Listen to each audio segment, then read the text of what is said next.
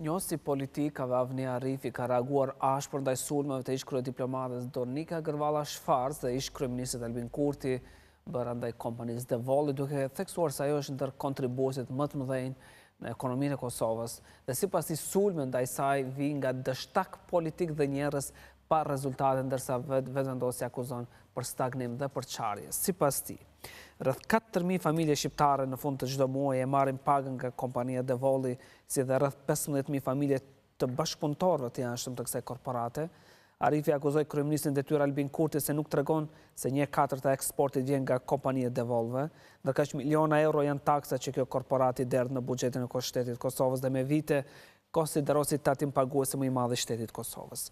Sipas tij, puna e kësaj kompanie vlerësohet në çdo vend të Bashkimit Evropian, ku funksionon ekonomia tregut, ndërsa pronarët e saj takon me diplomatët më të lartë të botës, për së paku 10 herë më shumë se gjithë qeveria e Kosovës, e të mos flasim për ministrën e jashtme që është as më pak as më shumë se një katastrofë kombëtare. Në reagimin e tij Arifi shkruajti se në pamundësi për të zënë në shkelje ligjore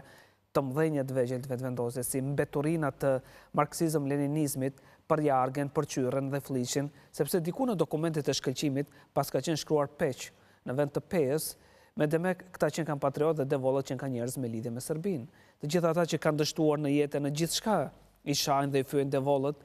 për me ja lehtësu vetes dështimet jetësore.